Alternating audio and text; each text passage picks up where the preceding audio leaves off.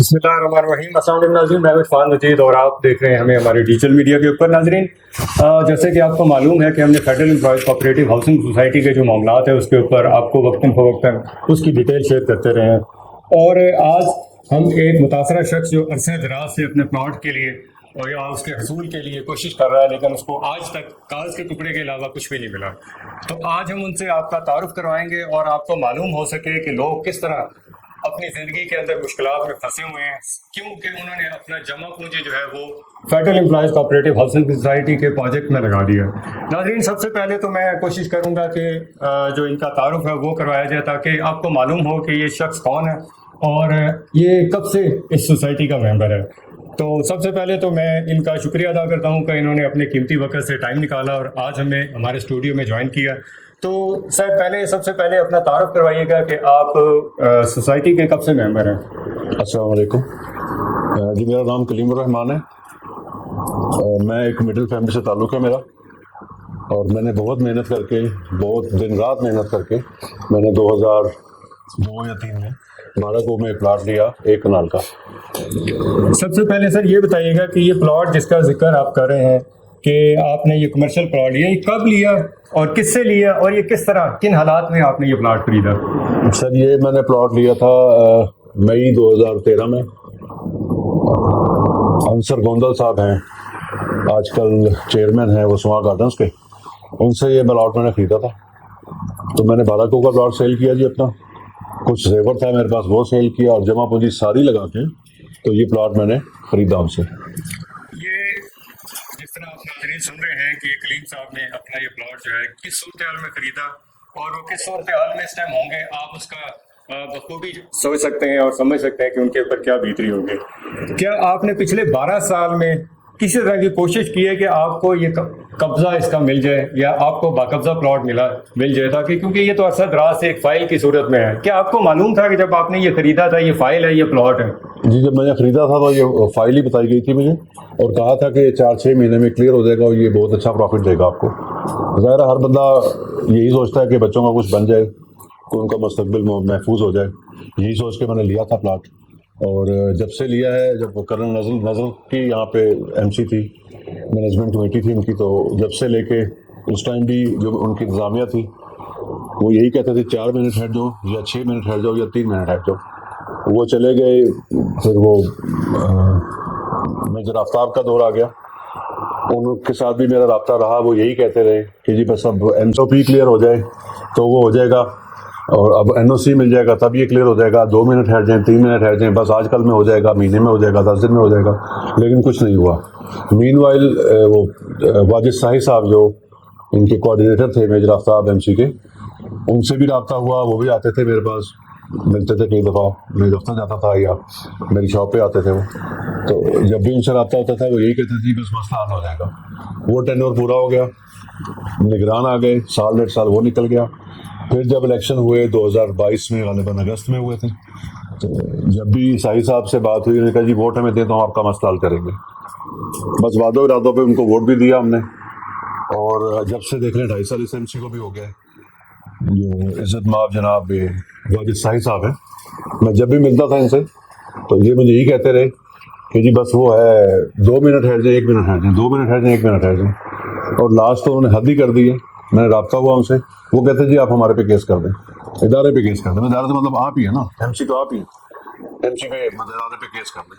अब ये सुनते हैं जिस तरह के वाजिद नसीम साहब या हमेशा इनकी MC कहती है कि लोग कोर्ट कचहरी में जाते हैं, जब आप लोग खुद किसी को इस हद तक जलील करेंगे और वो आपके हाथों में रुसवा होगा और दिन ब दिन जो है आप उसको तजलील का और उसको जो है एक निशाना इबरत बना के छोड़ेंगे, तो आखिर उसके पास आखिरी हल क्या है? या तो वो कानूनी कार्रवाई करेगा या आपके ऊपर डायरेक्ट जो है वो हिट करेगा। अब आप लोगों ने इस हद तक जो है लोगों को मजबूर कर दिया है और अपने गार्ड वहाँ खड़े कर दिए कि लोग आपसे बात करना घबराते हैं, कहीं आपके गार्ड या आप उनके ऊपर हमला ना कर दें। तो इस तरह की जब सूरत हाल होगी तो एक आम बंदा, एक शरीफ और नफ्स शख्स जो है वो सिर्फ आपसे रिक्वेस्ट ही कर सकता है और आखिर में कानूनी कार्रवाई कर सकता है। तो कलीम साहब, आप मुझे ये बताइए कि आपको किस तरह ख्याल आया कि आप अपने हक के लिए कोशिश करें? 12 साल के आप सोते रहे हैं कि आपको एहसास नहीं था कि आपको कोई कानूनी कार्रवाई करनी चाहिए? नहीं जी, मैं सोया बिल्कुल नहीं रहा। मैं बहुत शरीफ और नफ्स इंसान हूँ। मैं कह रहा था इस शराफत से ही मसला हल हो जाए, इज्जत से मसला हल हो जाए, ना मैं बॉदर करूँ ना सोसाइटी में कोई बंदा मेरे से मदद करे तो ये प्यार मोहब्बत से मसला हल हो जाए। कुछ अर्से पहले साहिब साहब से बात हुई है तो उन्होंने सीधा ही कह दिया मुझे कि जी आप केस करते हैं हमारे पे।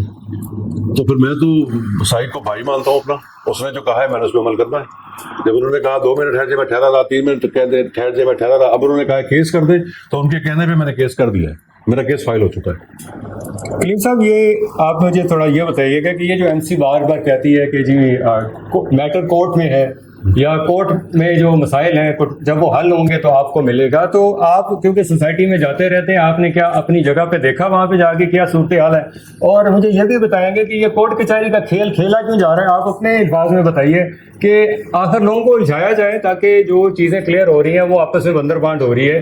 आप अपनी सूरत हाल बताएंगे, आपका जिस जगह पे प्लॉट है वहाँ की क्या सूरत हाल है, क्या आपने वहाँ पे जाके विजिट किया है? भाई मेरा प्लॉट है कमर्शियल, शाहीन कमर्शियल 117 नंबर 117। उससे पहले भी प्लॉट क्लियर हो गए, उसके बाद के प्लॉट भी क्लियर हो गए।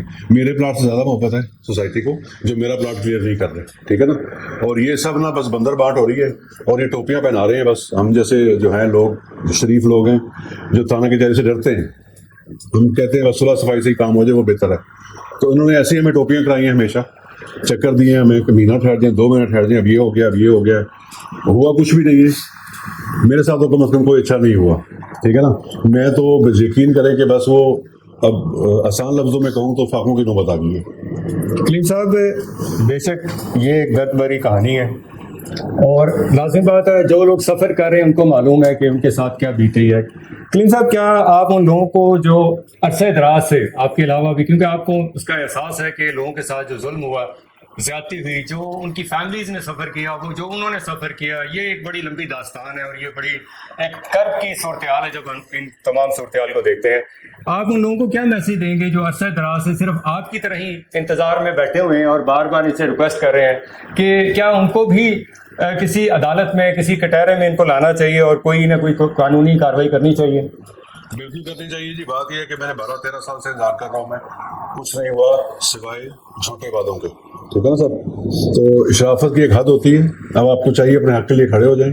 तो 12-13 साल बहुत अरसा, एक नस्ल जवान हो जाती है 12-13 साल में। तो हम बजाय आगे जाने के हम रिवर्स में जा रहे हैं, पीछे जा रहे हैं। फाइनेंशियली की बात कर रहे हैं, ठीक है ना। तो हमारा क्या कसूर है? अगर हमने सोसाइटी से प्लाट लिया तो इतना बड़ा कसूर कर लिया है सोसाइटी पे एतमाद करके कि जो हमें अब इतना जलील किया जा रहा है। कलीम साहब, क्या आपने कानूनी जो कार्रवाई की है जिसको 54 की जो है इंक्वायरी कहते हैं, या इसके बारे में आप थोड़ा सा लोगों को बताइए फिर, क्योंकि आपकी अभी कोर्ट प्रोसीडिंग स्टार्ट नहीं हुई, तो इंशाल्लाह हम नेक्स्ट जो वीडियो है उसके अंदर आपसे इंटरव्यू लेंगे कि आपने जो अभी तक कार्रवाई उसके बारे में लोगों को बताइएगा। तो लेकिन आज सिर्फ इतना बताइएगा कि अभी तक, क्योंकि आपने फाइल कर दिया, तो सिर्फ ये बताइएगा कि ये कौन सा केस है और ये इसकी क्या नोयत है। हाँ जी, ये एक कमिश्नर ऑफिस में एक इंक्वायरी लगती है जी, 54 की इंक्वायरी कहा जाता है उसे। वो आप जो अपना सच है वो लिखिए दरखास्त में और वहाँ पे जमा करवा दें कमिश्नर साहब के पास। वो फिर मार्क कर देते हैं जी किसी एसी साहब को, और वो फिर बुला के तो वो देखते हैं, हकाइक देख के तो हकाइक पे फैसला कर देते हैं। तो मेरे पास जो है उसमें तो 1% भी झूठ नहीं है, सब कुछ सही है। मेरे पास अलॉटमेंट लेटर भी है और मेरे पास एनडीसी भी है। अब देखिए, एनडीसी के बाद भी वो मुझे प्लॉट नहीं मिल रहा। एनडीसी का मतलब है नो डिमांड सर्टिफिकेट, कि मैंने सोसाइटी का कुछ नहीं देना, टोटल पेमेंट मेरी तरफ से हो चुकी है। तो फिर मुझे सजा क्यों दी जा रही है? मुझे प्लॉट क्यों हैंड ओवर नहीं किया जा रहा? बहुत शुक्रिया कलीम साहब। इसका मतलब तो ये हुआ कि अपने हक के लिए खड़े होना भी एक जुर्म है, और आज आपने भी उन जराइम में आप मुजरिम में शामिल हो गए, क्योंकि सोसाइटी जो इस टाइम इंतजामिया बैठी है कि उनका ये कहना होता है कि जो शख्स जो है वो कोर्ट कचहरी में जाता है वो सोसाइटी के साथ जुल्म करता है। और हमने बार बार यही लोगों से कहा कि अपने हक के लिए अगर सोसाइटी के जो मेंबर, आपकी जो बॉडी, जो इलेक्टेड बॉडी है जिसको आप वोट दे के मुंतखब करते हैं, अगर वो आपका हक दिलाने में नाकाम रही है, या तो उनको वहाँ से मुस्तफ़ी हो जाना चाहिए। लेकिन अगर वो मुस्तफ़ी नहीं होते और उनका जो ये प्लान होता है कि किसी तरह अपना टाइम जो है वो गुजारा जाए, टाइम लिया जाए लोगों से, वही बात है कि कोर्ट कचहरी के जो मामलात है वो सबसे आसान तरीका है। ये पिछली मैनेजमेंट भी यही करती रही है। उन्होंने भी जब जो शख्स उनसे हक लेने जाता था तो उसको कहता जी केस कर दें। तो मौजूदा मैनेजमेंट कमेटी जो है वो भी अब इस हद तक जो है वो हो चुकी है कि अब उनको पता है कि वो किसी को कुछ डिलीवर नहीं कर सकते, तो उनके लिए सबसे आसान रास्ता यही होता है कि वो लोगों को कहे कि आप कोर्ट कचहरी में चले जाएं। तो आज एक और शख्स जो है वो कोर्ट में चला गया है, क्योंकि वो अपने हक हासिल करने के लिए पूरी कोशिश करेगा, और इस कोशिश में हमें यकीन है कि वो कहीं ना कहीं कामयाब होगा। तो मेरा उन तमाम جو لوگ ہیں جو ہماری ویڈیو دیکھ رہے ہیں جو کسی بھی کوآپریٹو سوسائٹی کے ممبر ہیں ان سے یہی ریکویسٹ ہے کہ آپ اپنے لیے اپنے اولاد کے لیے اپنے مستقبل لیے اپنی کوشش ضرور کریں، اور اگر یہ کوشش نہیں کریں گے اور یہ الاٹمنٹ لیٹر جو ہے آپ اپنے ڈبے میں اپنے گھر میں کبڑ میں یا اس کو صندوق میں رکھ دیں گے تو یہ کبھی بھی باقبضہ پلاٹ نہیں ہو سکتا۔ تو آج کی اس ویڈیو کے اندر جو کلیم صاحب کی جو صورتحال تھی، جو انہوں نے فائنینشیل ایشوز ہیں ان کے، یا ان کی جو موجودہ جو ان کا بزنس جو ہے وہ بھی بری طرح سفر ہو رہا ہے، ان کی فیملی پوری سفر ہو رہی ہے، اسی طرح وہ ہزاروں لوگ جو صرف FECH کے ممبر ہیں وہ بھی اسی طرح سفر کر رہے ہیں، لیکن وہ اس لیے سامنے نہیں آتے کہ کہیں وہ مر نہ جائیں۔ لیکن وہ بات میں اکثر ریپیٹ کرتا رہتا ہوں کہ یہ H8 کے جو قبرستان میں جو ہزاروں لوگ دفن ہیں وہ اسی وجہ سے اپنے حق کے لیے نہیں لڑے تھے کہ کہیں وہ،